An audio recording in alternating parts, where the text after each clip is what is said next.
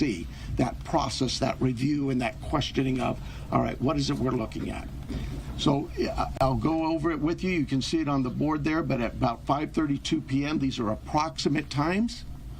5:32 p.m., Nancy travels to her local family's home for dinner and playing games with the family, and just visiting.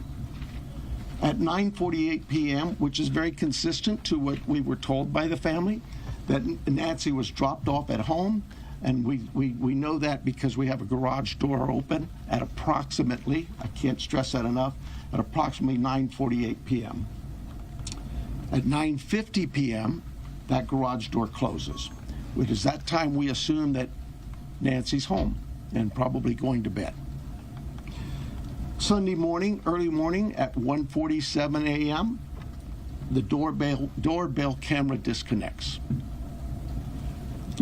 At 2:12 a.m., software detects a person on a camera, but there's no video available.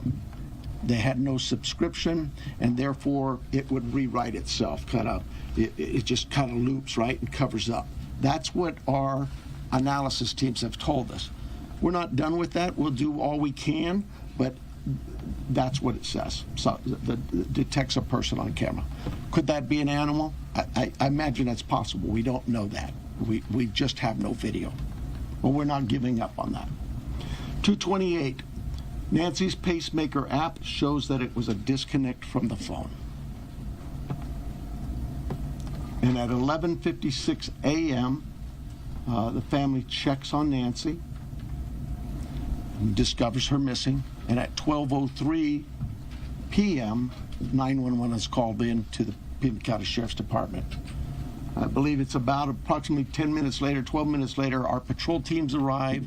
They see the scene, and we start our response with our search and rescue teams and our detectives from homicide and various units. In fact, every unit here, I think somebody questioned, how come there's an ICAC member out here, or this member? Everybody in our criminal investigations team is a part of this team and part of this investigative effort. I think with that, let me make sure.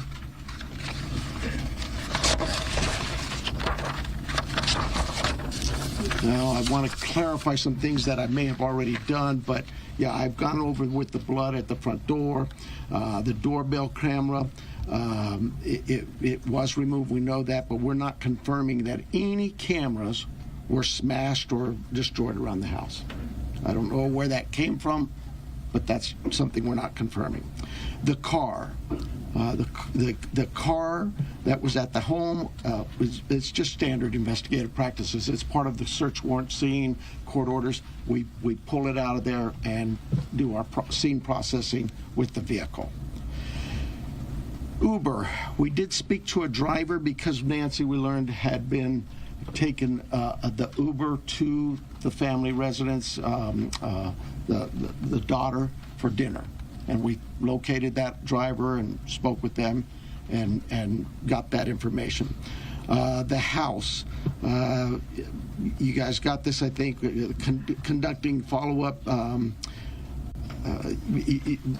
think you said somebody had mentioned that they saw a team out there again last night or yesterday, and that's just, again, what I was talking about before.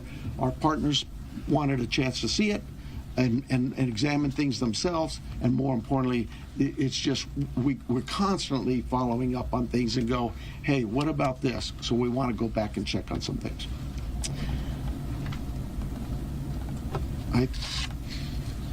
Here's the other thing.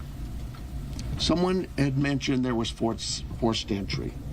I have no clue where that comes from. We have been very consistent. We are not discussing that at all.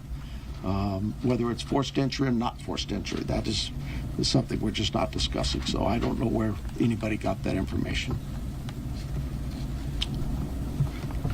I think I am about done with my piece of this. I'm going to bring up here Heath Yankee, and I think you know him if you haven't been here. John Edwards is the assistant agent in charge with the FBI here at the Tucson office.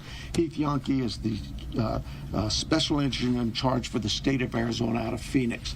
and he will come up and speak.